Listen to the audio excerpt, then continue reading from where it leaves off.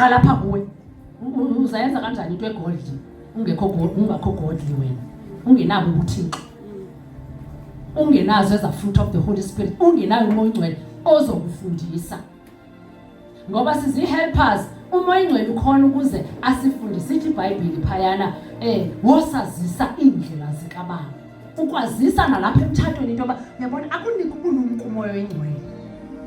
So the basic character yakho mayibe nobuthixo. Amen. Amen. What a wise woman built her house on a foundation of godly concept, and her household thrive. Izothi ke apha ke le ndawo ithi who lacks spiritual lona koyifundishwayo. That is, there is a lack of spirituality xa ngaba wena indlu yakho ungayakhi ngedwala elinguYesu. Amen. Uthi ke ngoku umbuzo, what is a wise woman? I need to tell a wise woman built. Unjani umuntu owise? Okanye unjani umfazi owise?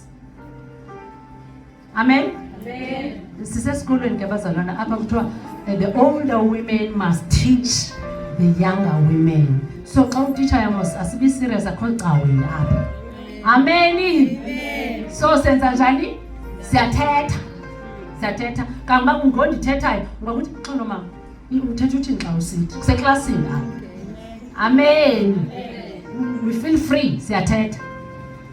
So ithi ke what is a wise woman?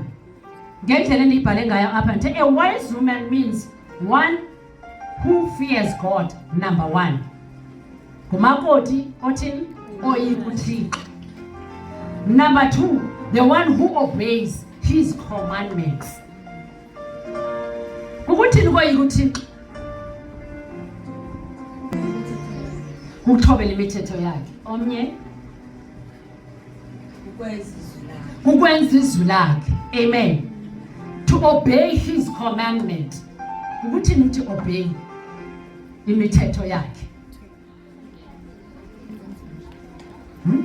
Ukulenza practicality ne? When you are fearing God, uthatha ilizwi uletyise kuwe, and then when you obey God, you put it into practice. IBhayibhile siyalele into yoba be the doers of the word. Asizothi uThixo xa esithi mfazi thobela wena ungakwazi uthobela. Umfazi makathini makasubmit. In order to obey his word funeke uyipractice la nto kuthiwa submit mfazi. So is the wise woman ke into njalo. Amen. Amen. And number three, the one who loves God. Umfazi onobulumko okanye a wise woman ngulo othanda uThixo. Xa uthanda uThixo, that means uthanda zonke izinto uThixo azithandayo. Uxhasa zonke izinto uThixo azichasayo. Ukuba uThixo uthe I hate divorce, wenza njani wena omthandayo? Amen. Uba uThixo akayifuni divorce, uba uthanda uThixo nawe awuzuyifuni divorce. It's a wise woman. Amen. A wise woman built her home. Ikhaya labantwana bakho, ikhaya lomyeni wakho. A man built a house, but a woman, or a wise woman, built a home. There is a difference between a house and a home. Ukubona indlu ibenhle kube kuhle kulomsi, ungene but uva kuyabanda. Ngenive la? Nuba ayikho lanto ishushu yamkelayo. Uva kuyabanda man, kuhle kona kupholile but kuyabanda. Yazi bakuthena kubani? Mama lapha akakho shushu. Akenzi ishushu. Wenziwa njani umzi? Uzibe shushu. Andithi niyayazi la ukuba kuyabani nakho sowuva ukuba xa ungena apha kukhona ubushushu kwalo mzi. Uva njani? Benziwa njani? Ewe ma. Amen. Umzi wakho upeyinta ngomthandazo. Hallelujah. Ii-walls zapha kwakho ziyalazi izwi lakho. Hallelujah. Wonke umuntu ongena endlini yakho urhaxwa ngala mazwi owapeyinte endlini yakho. Amazwi obomi. Amazwi athethwa nguThixo. Hallelujah. Sithi xa sinayo ukuba ngafika ndaphumla. Because kukhona amazwi athethiweyo kwezi ntonga. Amazwi akhayo. Not amazwi achithayo. Fudumala kanjalo. Umfazi onobulumko, a wise woman.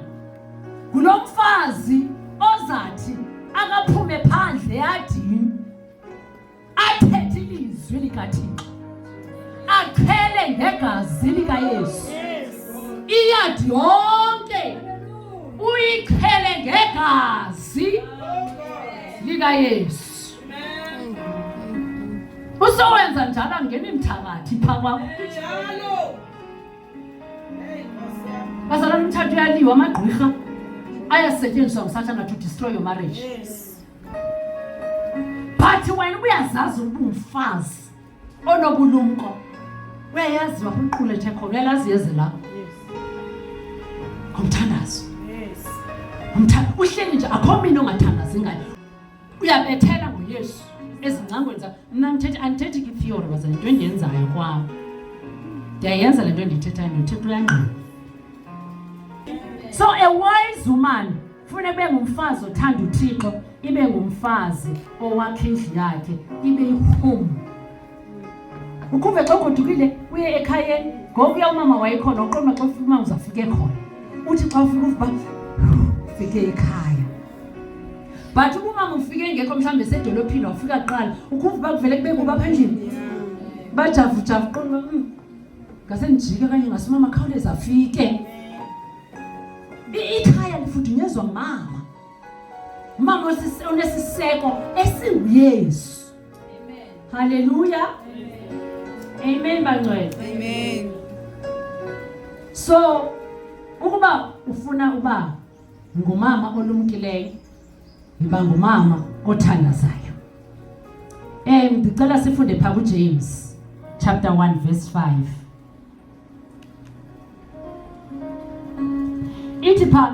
But if any one of you lack wisdom, you should pray to God, who will give it to you, because God gives generously and gracious to all. Amen. Ubulumko ke bazalwana buyacelwa. Bucelwa kubani? Kumnikazi mthathu. Kucelwa kuThixo ubulumko. Uthi Thixo nansi ingxaki. Khawundini kubulumko. How to handle this problem. Uthi umyeni John uthi Thixo wami khawundincede. Ndithini ukubehave now. Imeko apha endlini ayiyo liyayaqala. Akayifuma simomyeni akangathi akamthandi ngoku. But uthi Thixo wami khawundinike ndicela ubulumko. Ndinika ubulumko how to approach this man. Ungamehli nje umyeni uthethe. Because amadoda wenziwa njalo bazalwane. Niyawazi ne? Funeka into uqale uchubeke ungaveli umhle ngomsindo. Now ucela ubulumko kuThixo into yoba le situation engohlobo okanye kukhona iquarrel ekhona. Uthi Thixo khawundincede ndinika ubulumko kule meko. Nansi ingxaki. Nansi into yabantwana. Nansi imali ingxaki yemali apha endlini. Nansi ingxaki yokusela komyeni wami. Ndinika ubulumko how to handle this situation. Amen. So uThixo uyaphana, uThixo ophisanayo ngobulumko. Angathi ucele that means unguThixo ophisanayo ngentoni ngobulumko. Qha thina sisicinga ubulumko bubuclever bethu ne? Sikleva gqitha ke nje and sicimba siyabala. Kanti apha emsebenzini apha emthathweni ubukleva nokubala kwethu sibutshonisa phansi kwenyawo. Sidependa kumnikazi mtshato. Amen. Bucela ubulumko bufune. Our lives must totally depend on him. Another thing, xa ungumfazi onobulumko kufuneke ube righteous before God. Amen. Ube ngumfazi ongcwele phambi kwakhe. Ukuze uThixo akuve, ukuze uThixo abe nguThixo endlini yakho, yiba ngumfazi ongcwele. Ukoyika uThixo is to be righteous, is to be holy, bazalwane. Asizuyibeleka indaba yeholiness, iyiyo yodwa empompoza yonke i-characteristics zomfazi. Amen manxele. Ubuyamqaphela phaa la Titus wethu lo, la Titus wethu xa umfundayo phaya ikhona i-purity. Uba awomama abakhulu mabafundise abafazi abancinci ukuba ngcwele, purity. Akanayibala kuThixo i-purity kanti akayifuni emfazini. Amen bazalwane. Kahle kona sibizelwe ebungcweleni because uThixo wethu unjani? Ungcwele. Asizuyibaleka loo nto bazalwane. Asizuqamza apha sithethe ingxaki. Funeka siyazi position yethu singabafazi singomakoti. Ndimnika ngoku iposition yakho into yoba zazi into yobuThixo ukwenze kulo mtshato wangcwele, ufuna uphile ngcwele because ukunikile i-righteous life. Ayizujikele emva kwendlu lo nto. Amen bazalwane. Ukuthi niba righteous. Hayi ke ndibuza. Amen. Ngokumuntu. Ukuthi niba righteous bazalwane. Kukwenza ukulunga. Hayi unobuphendule wathina komntu wrong apha, komntu ozofaka u-X. Kukuthi noba righteous. Yazi ukhona igama olibize kodwa ungalazi balithetha ukuthini. Ifuneka selicubungule uba lo righteous uthetha uthini? Uthetha uthini uba righteous? Kukwenza intando kaThixo, okay? Thina omnye. Kukwamkeleka emehlweni phambi kobusuku kaThixo, okay? Ngoba sisono esiyithintelayo insebenzo kaThixo between us and God. We have to be righteous. And then, hallelujah. Ukuba righteous bazalwane. Kukwenziwa ngcwele nguThixo ne? Kukususa la ntliziyo ibuhlungu. Kukususa la magqubu onawo ngumyeni wakho. Akuntlanganiswa apha ezenziwa apha. Akumagqubu enziwa ngabafazi apha. Yaqo? Are you righteous? Ukumncaphu ke? Yes. Qonma ne-peace of mind nasemsebenzini angasangaboni. Ndiwe finish. Ebinjani? Where is righteous? Xa ifikayo uyakwazi ukuthi uvela phi? Phofu ngoku ekudala engekhoyo. Kumfakeli WhatsApp. Where are you? Wafika late. Are you righteous?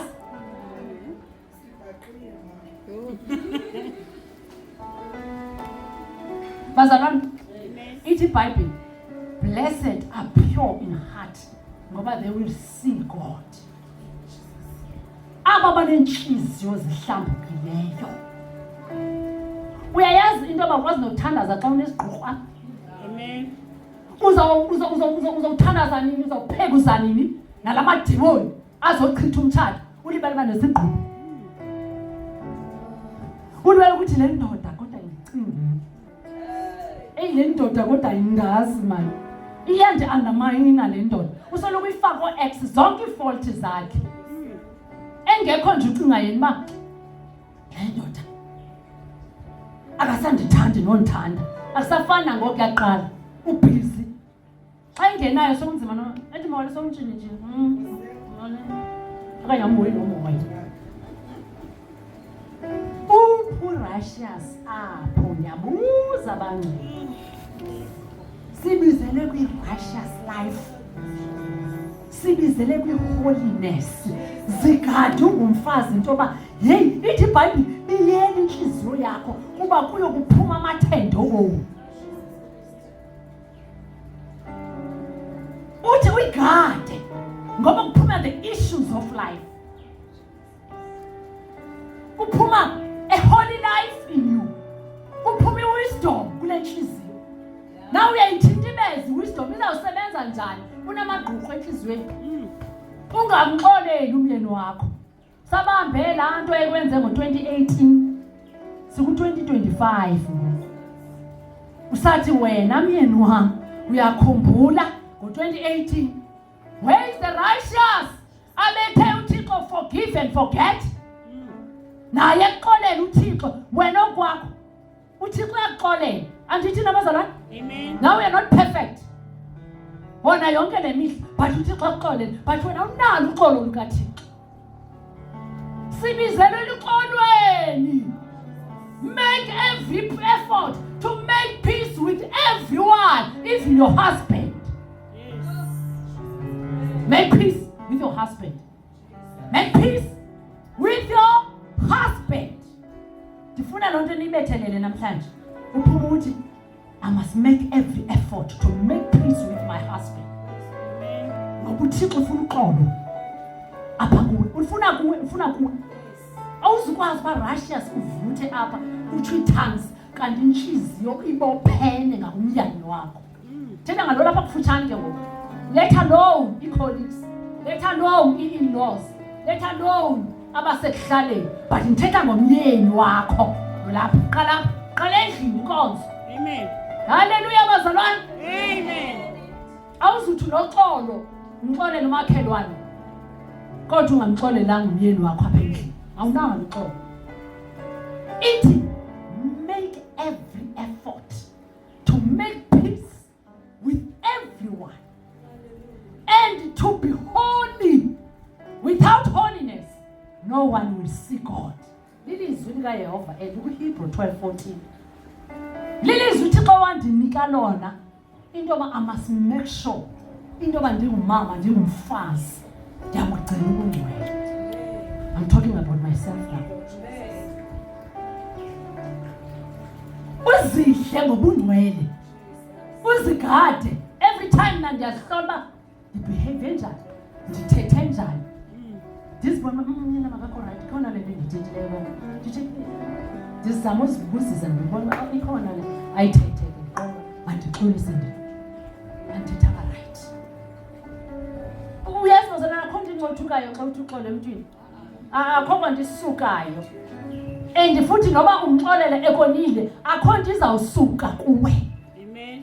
uqonda uba yabona ke ngoku nguyondonileyo yothi khawuvele ube noxolo uThixo sibizele exolweni bazalwane yeyona main aim Thixo ngayo umfazi into yoba angabe at peace njengoba noSathane akakwazi uba akusondele xa unoxolo ngoba ingqondo yakho icwengile awuhlebi nohleba ngolomyeni akho apha engqondweni awumcingeli okubi kodwa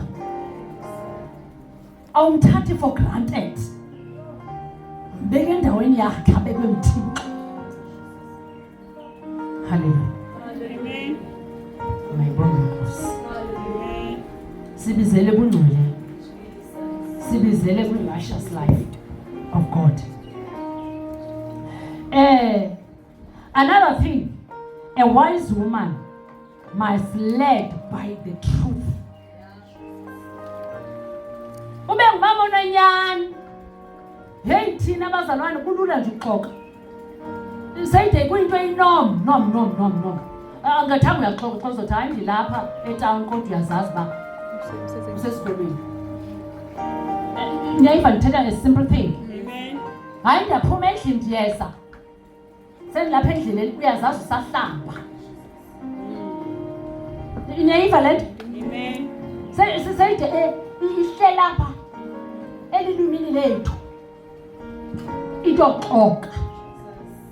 Kodwa xa ungumfazi nobulumko, you must speak the truth as it is. Andithi besithe phaya umfazi nobulumko ngothanda uThixo. Amen. uThixo wethu uthando. Akangothixo onenyaniso. Uthi ndimi indlela, ndimi ubomi, ndimi inyaniso. Na uyamthanda uThixo, ufuna ukuyithanda inyaniso. Amen. Amen. Hallelujah. iBhayibhile isixelela into yoba uyise wamaxoli nguSathane. That means uyise wenyaniso nguThixo. Amen. Choose. Choose, must choose it. A wise woman always speak the truth.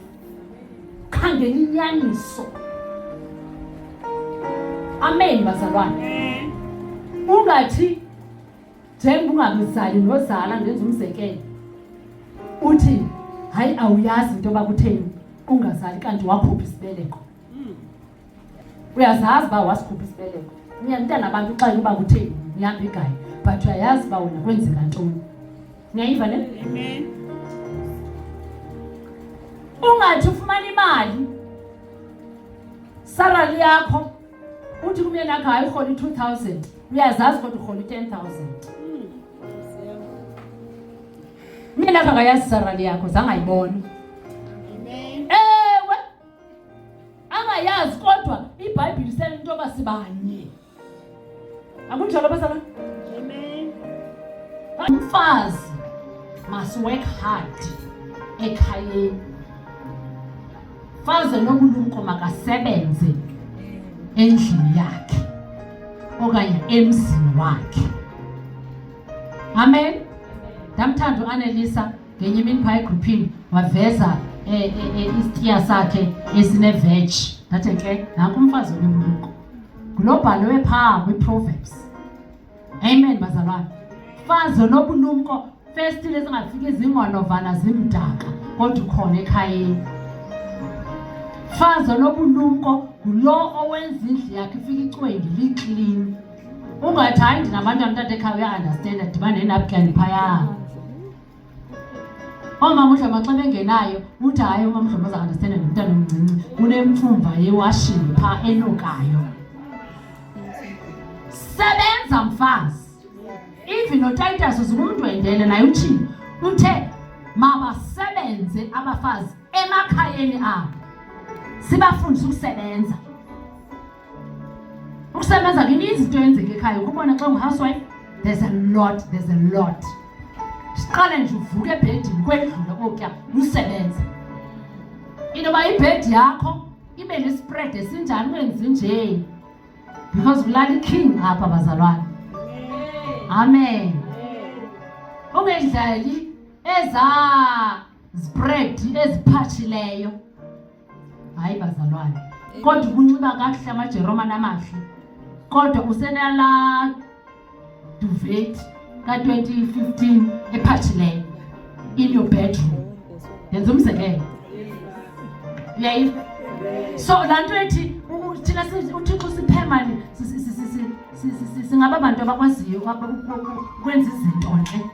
Singabantu aba-creative, befuna lo gama. Singabantu aba-creative esikwaziyo ubeka izinto phaa sibeke kube kuhle. Even in your room, in your house, makube njalo. Amen.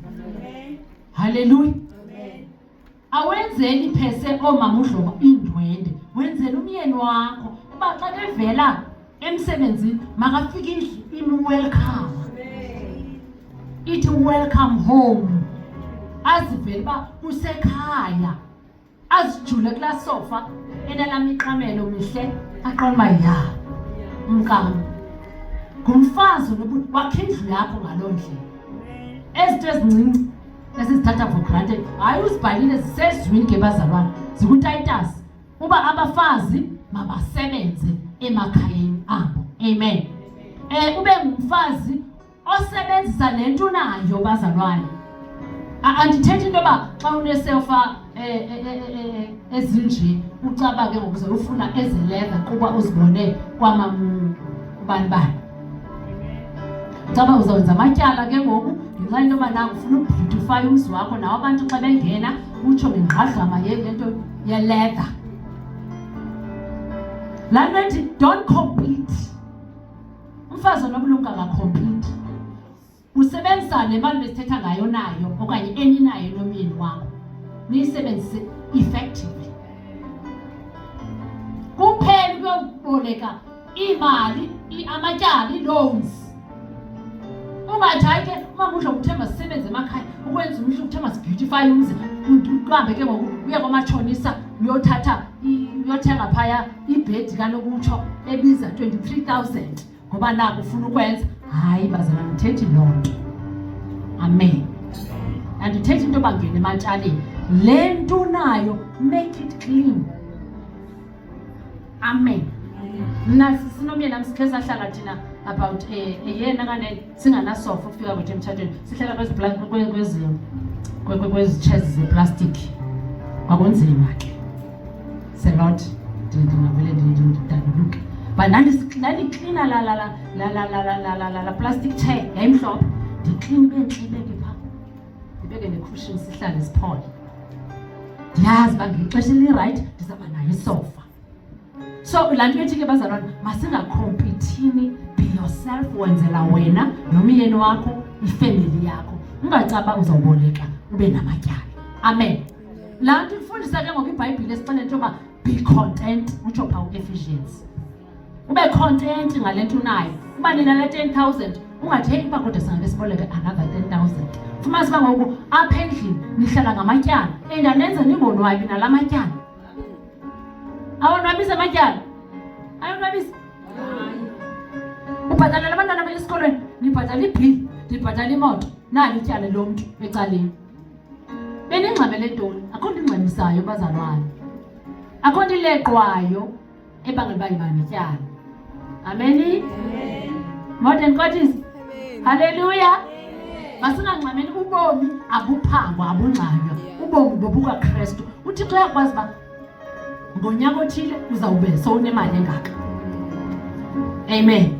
Sikwazi uyisebenzisa. Praise the Lord. So umfazi ke ngoku onobulumko makasebenze endlini yakhe. Abe ngumfazi oyenza umzi wakhe ube clean. Ungade kubona abantu nawo nomyeni wakho athi hayi lo mzi sihleli kuwo oko sasipeyinte ngo-2011. Usawuthi ukuphatha. Uyayibona? Nguwona ilihlo lobona ngowakhayo qomba let me bandiphinde ndiyivuselele le plate. Okanye masiqokelele sibhaje siphinde siwuvusele. Uyabona? Ngumfazi wakhayo indlu yakhe. Amen. Another point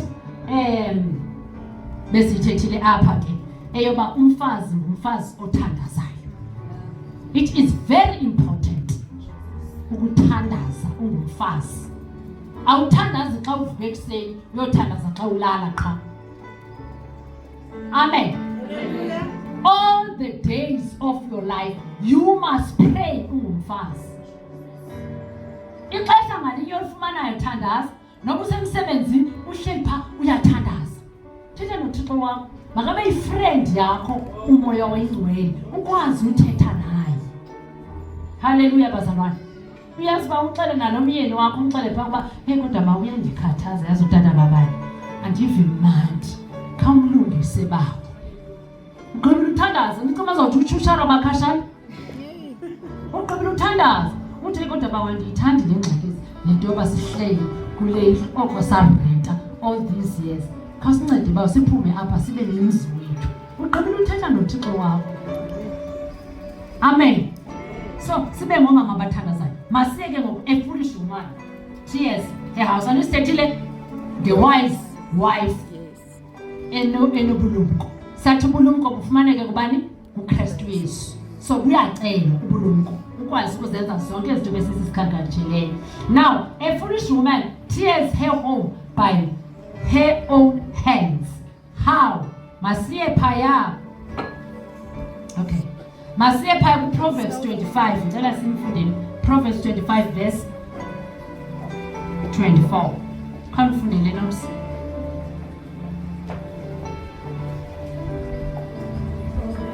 Proverbs 25 verse 24.